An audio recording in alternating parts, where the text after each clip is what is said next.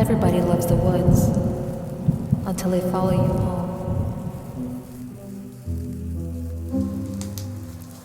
When my father came back from the military, we bought our first house, a boxy two-story affair on the woodsy outskirts part of town. I was 12 going on 13 then. Our neighborhood was a little off the beaten path, nestled somewhere between shaded canopy roads and miles upon miles of Tallahassee timber. After school, if I didn't have a scout meeting or any more chores left, I'd hop on my bike to find friends to hang out with. The only rule was to be home before the streetlights came on. Throughout my childhood, my folks never asked where I was going or what I was doing for the day. Times were different back then, I guess. My summers were spent playing in the woods with my friends. It was a perfect place to turn off the world for a while, like you were miles away from any sort of responsibility. Nothing but dirt and adventure. We played war for hours, following deer trails, bridge jumping into freezing creeks, and always knew to get the hell out of Dodge when riders blasted their way down the trails. The last of us to move always won. Honestly speaking, we were no different from any other group of dumb kids hurting themselves for laughs and style points. Self-injury is the oldest form of amusement, after all, and a group of skinny, bored desperados. How could we not be just a little bit reckless? Sprained ankles, bleeding arms, and scuffed knees were all par for the course. My friend Joel once pulled a tree branch back and let it fly straight into the face of Teddy Mare. It struck Teddy so hard his head whipped back and his lip inflated like a balloon. He lost his baby tooth that day. Sometimes if we ever fell up to it, we'd make the trek to Hollow Sink Park to stare at the sinkholes that tourists came to gawk at. The park was littered with them, but we mostly went to see the dismal maw. At least we did it until some kid drowned in it. A friend of mine once said he saw the boy's white face staring at him from the black water. I figured he was full of shit. I knew the woods like the back of my hand, and other than a decent escape for us, they had also become a series of shortcuts we could use to reach each other's houses, lickety-split. Hard to get lost if you memorized landmarks and stuck to the damn trail. Neglecting that is how most poor souls ended up on the news. One evening I was with Joel in his garage trying to complete our construction of a bike ramp for the summer. Despite the sky draining to a dense, bruised color, I stupidly let him razz me into staying just a bit longer to get more of the ramp done. If not for the looming threat of my old man ripping me a new one, we'd probably have had it all finished. But I waved him off and rode the bike home. I decided to cut through the woods. It was my only chance to beat the automatic circuits of the streetlights that were waiting for enough light to disappear. I followed down the path as it dipped into a creek and then smoothed out into a single-track lane. Wet clods flew off my tires as the gears buzzed and jittered along the trail. I was still saving up for one of the fancier rock hoppers that riders used, but until then my clunky hybrid was enough to get me around. The sun dropped like a beacon in the distance, taking away what time I had left. I had to hurry.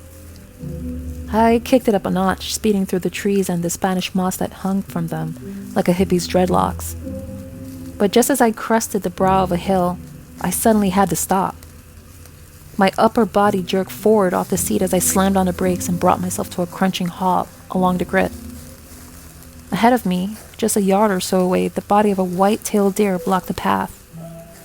It was laying on its side, all four legs splayed out from under it. The skin had been torn away from its back, leaving the pelt to sag around the exposed flesh, damp with blood. Great chunks of meat were gone, carved out by sharp teeth from whatever had killed it.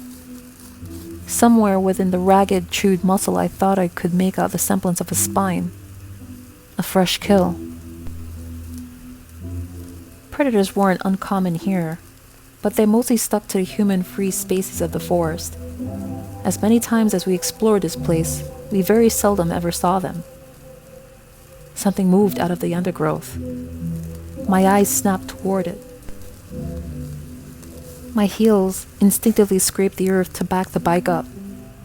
A large black hound.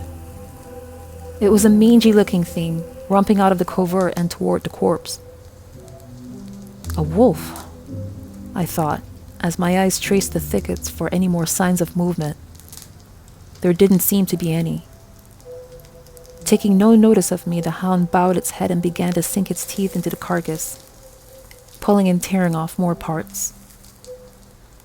The hound was covered in tangles of dark, scanty fur. I'd never seen a dog's coat so black, like it was more of a dog-shaped silhouette than anything else. The same pitch as a starless night sky. I backed away slowly, trying to raise as much distance from it and me as possible as I rotated the bike around. A few rocks shifted and scuffed loudly under my tire. I had moved too quickly. The hound reared its shaggy head towards me. I stopped moving. Its body rose up and stiffened, the sides of its dark muscle quivering. Ropey strings of saliva dripped off its chin, falling over the remnants of what was once a deer's jugular, now gripped in its teeth. The hound was big, maybe the size of a mastiff, maybe just a bit bigger. But what sent the ripple of static down my spine was a single white saucer it had for an eye, dead center, bulging outward from the animal's head. The eye held a vague whiteness without any hint of sight. The hound's body lunged forward as I twisted around and started beating the pedals. I went full throttle, riding the downhill burst at a neck-breaking speed. "It's not after you," I told myself. "It just wants you away from the deer. It doesn't want you." But it was coming. I knew it was. My bike wavered wildly back and forth along the rugged earth. I was standing up, pumping the pedals madly and forcing the handlebars still. Against every instinct not to do it, I chanced a look back.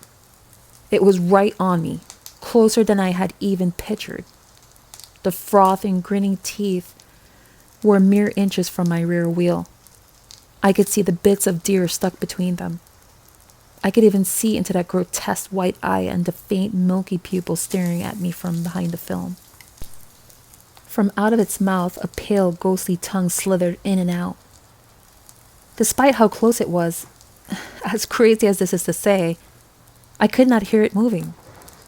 Its legs, which were pounding into the earth to keep up with me, weren't making any sound at all. No crunching leaves. No haggard panting. Just a silent shape drawing closer. I honestly thought I'd gone deaf in the panic. I could smell it, though, a pungent odor of blood and mange. All I could do was push harder, pumping my legs like engines that rubbed higher and higher. Air battered against my face, none of it making it into my lungs. The trees synced up in my peripheral vision like slides on a projector screen. I pulled the phlegm down my throat. I veered to the right, ducking through a ribcage of skinny branches and then onto a connecting trail. One branch got my cheek, trickling out some blood. I risked another look. My swerve had gained some space between us. "Fuck you, lassie," my thoughts cheered as I pushed ahead. Then the world upturned. My body was flung forward like a ragdoll as I crashed headfirst into the earth. No chance to adjust or recover. I fell hard. The wind was knocked out of me. Colors and textures became red and gritty. My palms were scraped raw, both knees bleeding. I gathered my bearings, trying to put together what had just happened. My bike was laying next to me. Its old chain snapped completely. The black shape of the hound was growing larger. It hadn't quit. I kicked off the dirt and broke off toward the closest, fattest tree I could find. Luckily, a large enough oak was nearby. I planted one dirt-streaked sneaker against it and pushed upward with the other. My hands stretched and managed to grab hold of one of the overhead branches. I pulled myself up and swung my leg over. At last, a sound reached me. The clack of teeth that barely missed their mark. The hound fell on its side in silence and quickly scrambled back to its feet. Go away! I screamed at it. Go away! The hound's face scrunched into a snarl, teeth bared, yet no sound came from it. Foam dribbled over its lips, the gums as white and bloodless as a tongue they shared a space with. Why? Why was it so driven to chase after me? Why was it so freakishly silent? Because it wants to hunt. And you're the next catch, my thoughts answered. I wiped some blood off my cheek, gasping as realization finally caught up with me. I shuffled on the branch, patted down my pockets and turning them inside out. My flip phone was gone. My eyes scanned around for it, eventually finding its clamshell body lying next to the broken chain, left there from my tumble. Frustration flared. I smacked the trunk with the side of my fist, crunching one of the lichens growing there into flaky debris. Nobody knew where it was, save for Joel, who must have known I'd take the shortcut home.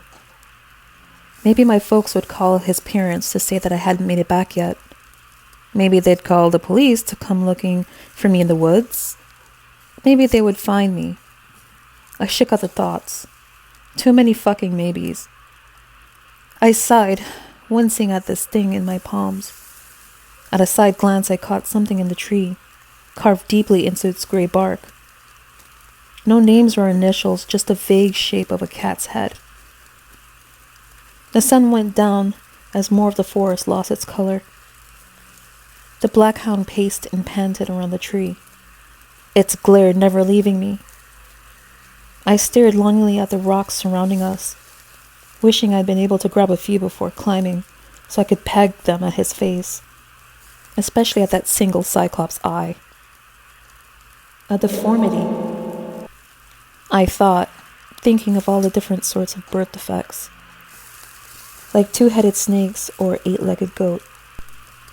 Still, that didn't explain how the hound was so unnaturally muted, quiet as a ghost. Night had now set in. The dark shape appeared to finally lose interest and vanish into the brush. I'd like to say I waited an hour longer in that tree, but it was probably closer to 20 to 30 minutes that I scanned the area relentlessly, slowly building up the bravery to leave my roost.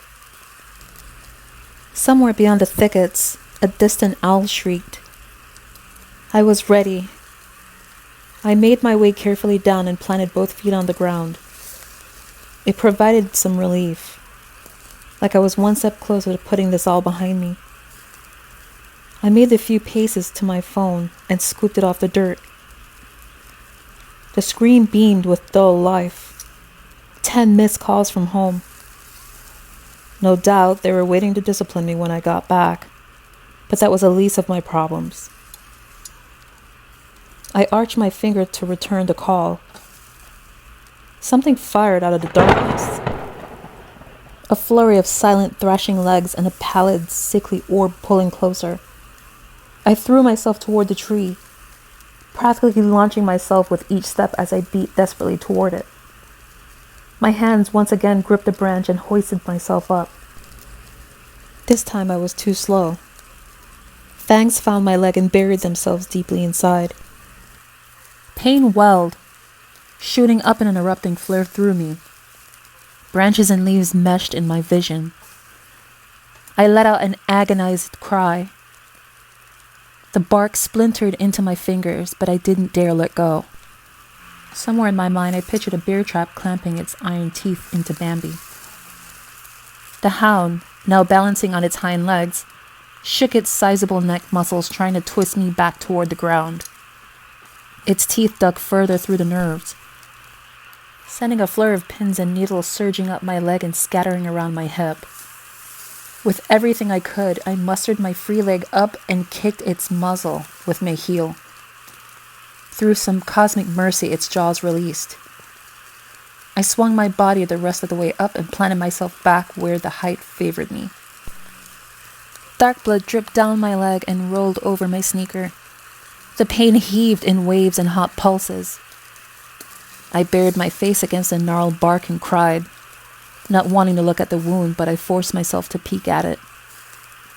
The teeth-shaped grooves left me lightheaded. "Don't faint." I snapped at myself. "Don't you dare faint." I looked down. My phone once again lay on the ground. I couldn't help but cry some more. The hound sat there and stared up at me, its bulbous cyclopean eye marking me in a whirl without end. Fresh blood. My blood, this time, reddened the foam around its snout. It had waited the whole time, queuing itself up for me to let down my guard so it could take me out. I wasn't just trapped up there. I was a bird with a broken wing. Thank Christ the hound couldn't climb. I bit back the tears, trying for a moment to picture myself acting tough in front of the guys. It helped somewhat. I resorted to calling out for help, hoping that just by chance someone might hear me and come looking. The hound once again vanished into the tree line, but I knew there wasn't a chance in hell I was going down from that tree again. I could still feel the beast there, watching me from the bracken, waiting with tireless patience. For the rest of the night, I smacked away the gnats and mosquitoes trying to eat me alive. Can't say I blamed them. I was probably a smorgasbord for their tiny alien mouths. I was cold, scared, and hurting. Every so often, another spasm of pain would shoot through my leg and fill my head with chilling thoughts. Nerve damage, infection, amputation. What if I could never run after this? What if there was nothing after this? It was impossible not to think about. Every time the panic flared back up again, I would scream and shout for help until my throat went dry. Desperately breathless. An eternity passed. The sky shifted into an orange-blue tone. Sunrise was on the way. Enough sunlight now began to brighten the forest. I fell back on shouting for help. Everything hurt. An attempting need to vomit roiled in the pit of my gut. I clung to the tree and shouted whenever enough air allowed it. "Hey! Everything okay?" A man's voice eventually called. I looked down. There was a young couple parked on waspy yellow bikes, both of them wearing bright lycra jerseys. They'd happened to be riding the trails that early morning and heard my cries. "Kid, The tallish man called again. are you okay?" "There's a dog!" I shouted back. "Watch out!" Both their necks swiveled but then returned to me. The man approached my tree. The braided-haired girl remained on the trail, watching cautiously. I expected the one-eyed dog to burst through the growth at any moment and fall upon the man, while the woman recoiled in horror. But nothing happened. The hound had apparently gone away. They took me to the hospital. I got several stitches for the bite, a tetanus shot, and the first of a scheduled series of 5 anti-rabies shots. I was half expecting to still be reamed by my folks for putting myself in that position. But they were just happy I'd made it back home. Going from offender to survivor will do that for you. Even as my friends ribbed me, calling me scared or too chicken shit, I refused to ever step back into that godforsaken place. For the next 3 or so years, I dreamed about the hound. But in my dreams, I would never make it to that tree. My bike would fall apart. My legs would seize up completely. And even if I didn't reach a tree in some cases, the feeble branch I grabbed would snap and send me falling back into the jaws that wanted my life. In the summer of 2000, I went to prom with Riley Dean. She was a timid girl, surprisingly skittish for a cheerleader. We were absolute opposites, and to be honest with you, I never thought she'd say yes when I asked her to go with me. Halfway through the night, she couldn't find her inhaler. It had been left in my car. I set out to get it for her. I made my way across the parking lot, pulled the keys out of my pocket, and fiddled with the lock. From under the car, something snapped at my leg. I fell back onto the pavement, my hands and ass breaking my fall. A black shape sprang forward from beneath the car and seized the cuff of my dress pants. It was back. The hound. That same oily fur. The wriggling, slinking white tongue. And that one hellish eye holding no signs of life. I screamed and kicked frantically, blubbering for help like a lost child. My pants fabric ripped in its teeth. It launched again, this time finding flesh instead of polyester. The pain ripped through me, sending me 5 years back to that night in the woods, screaming for help. Some people heard the commotion and ran over. The hound unclenched his teeth and ran off into the distance. I stared at the new ring of bite marks etched into my leg. Marked once again. An ambulance was called, and poor Riley Dean's prom was cut short by an ambulance ride for her prom date. I wish I could say that it was some sick stroke of bad luck. That I just so happened to run into the same dog that had attacked me years earlier. But it was more than that. It took me 2 years after the second ambush to realize it. I moved out of Tally and went out of state to pursue college. I couldn't afford to live on campus, so I ended up leasing a small space in a close enough town. The house had already been pre-installed with motion lights outside. One night, while I was in the kitchen, I saw that the backyard sensors had gone up. Figuring it was a cat or some other small critter, I went to check it out. I opened the back door and looked out. What I saw made the glass of water slip from my hand and clatter onto the floor.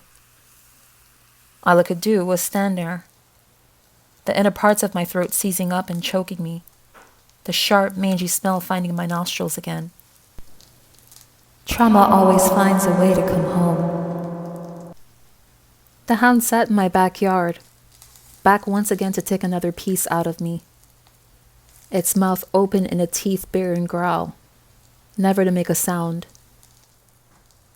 I'm not finished. Its large, lifeless eyes said, "We aren't done yet." The scars on my leg burned, marked forever and always. I closed the door, locked it, and walked upstairs to my bedroom. There was not much else I could do. For half a moment, I actually thought about calling animal control and telling them a rabid dog was loose in my yard. But the beast would be gone by then. It was always gone by then. The hound has come several times since then, bounding at me from a dark alley, leaping out from behind a tree, a shadow forever hunting me, and just how long until it bursts out of my closet, gunning for my neck. I've since bought a pistol, and the loaded chamber never leaves my side. Who knows if it will even do anything to that thing? But I'll die before it ever manages to catch me off guard again. Sometimes I even think about going back to Tally, where I know more kids are surely playing around those woods, exploring places, running into things they shouldn't. "Go home! Stay out of the woods!" I'd shout at them. "Stay the fuck out of those woods!"